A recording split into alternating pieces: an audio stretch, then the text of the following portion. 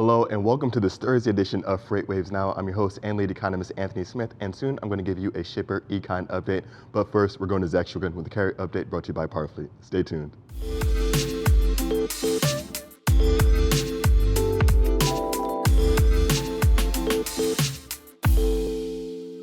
Everyone, and welcome to your Thursday carrier update presented by PowerFleet. I'm Zach Strickland. So, outbound tender rejection index finally falls through 24%.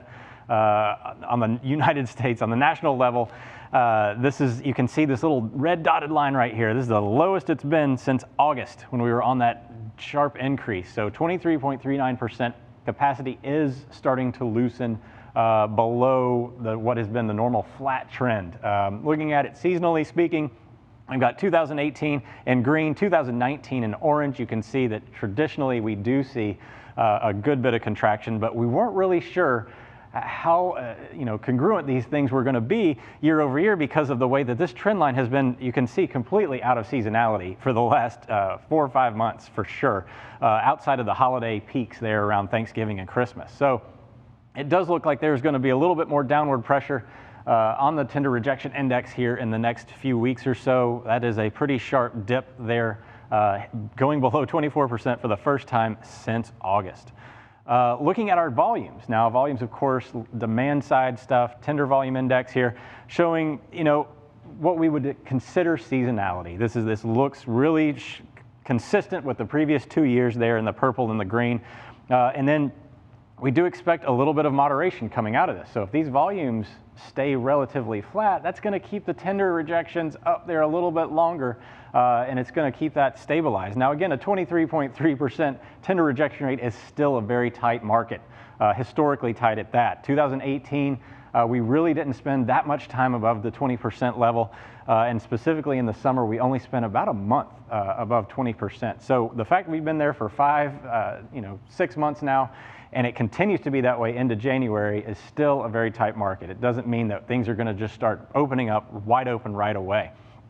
Looking at our weighted rejection index, so let's get into the near time with what's going on in the market with the week over week changes in the tender rejection rate as well as tender market share. That's what the weighted rejection index does. It combines these two measures to give a little bit more depth or weight to markets with higher volumes.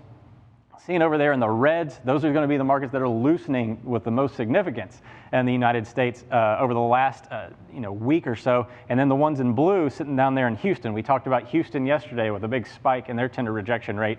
And then there in Denver, that's the darker blue shade right over there. And if you look at our tree map here, you can see it's aligned up with the markets that have tightened the most significantly up here, with Denver, Colorado leading the way, 19.3, 12.3 in Houston. That's a 20.2% change week over week in the weighted rejection index, which doesn't tell you that much in general, but it does. All you need to know is that it's very high value at that, and it has gone up significantly, and it leads the country. So these are going to be the markets that you want to go to look for spot market loads, spot market rates increasing week over week.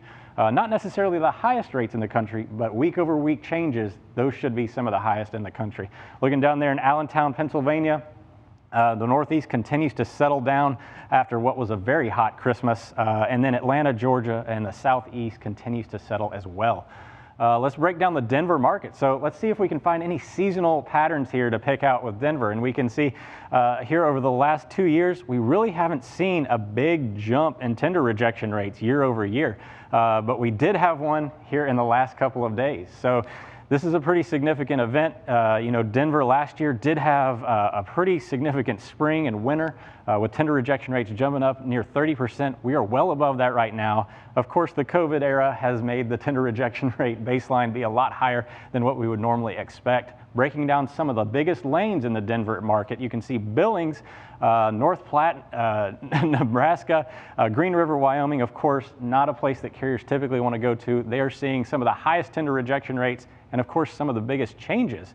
And I've got some of those lined out here. Now, if you're going to LA, however, 20.64%, you're not going to get that spot market action that you're going to see going into the mountain regions or, some of those plain areas. So for sure, check out Denver today if you are looking for more spot market activity, and that'll do it for today's carrier update. The comprehensive logistics offerings from PowerFleet cover in-cab ELD, fleet management, trailer tracking, cargo monitoring, and tracking other assets such as chassis and intermodal containers. Power up your operations with PowerFleet.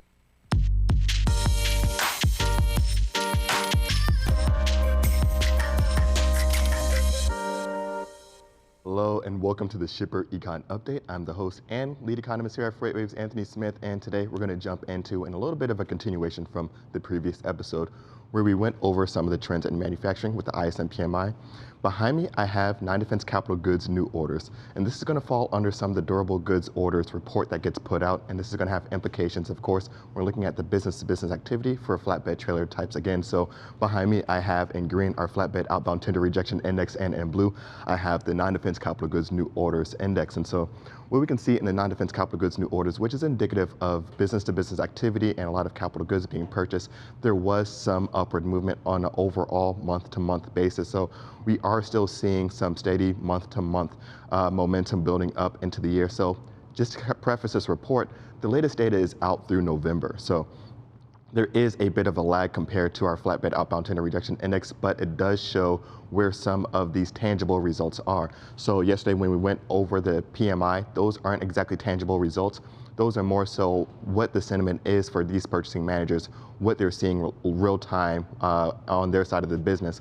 But these are actual tangible results. So the contrast isn't too far apart. They do tell a similar story that there is momentum building overall for manufacturing. And this is good news, especially for those flatbed van trailer types. One of the other areas that we didn't get to touch before we went on our hiatus for the holiday season was retail sales, and I have that pulled up here. In the blue line, I have retail sales overall year over year for non-store retailers. So this is going to look more at those electronic e-commerce stores. And in the green line, I have our van outbound tender rejection index, so looking at capacity for our van trailer types.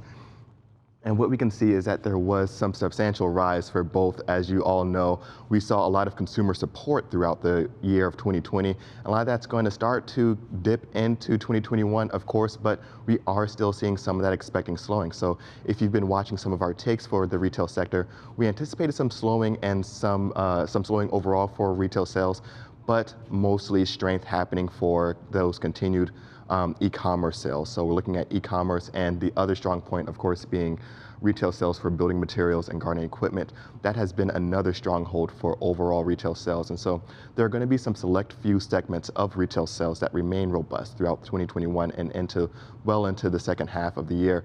But it's going to be a select few of those trends that really kind of remain robust. Of course, as we get towards the mid and end part of the year, we're going to have some rougher comps because there have been some substantial growth trends throughout the year of 2020.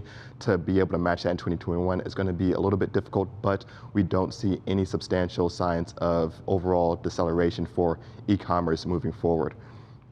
One of the other trends that's going to be really impactful going into the new year here that we're in now is initial jobs claims. The newest number came out, and we're going to chat about that a little bit more and other employment trends on today's midday market update. But when looking at the most recent release for this week, we saw that the numbers weren't quite changed from the week before. So we're seeing some stalling overall, and overall some slowing down in unemployment trends. And so these things are going to play a role into consumer behavior despite any kind of stimulus efforts that were just now put in place. Again, we're going to get into a little bit more of that in today's midday market update. Be sure to see you there. Thank you so much for tuning in. That's going to wrap it up for the Shipper Econ Update, and that's also going to wrap it up for this edition of FreightWaves Now. As always, you can check us out on all your favorite streaming platforms, including Apple TV. Thanks so much for tuning in, and we'll see you on the next episode.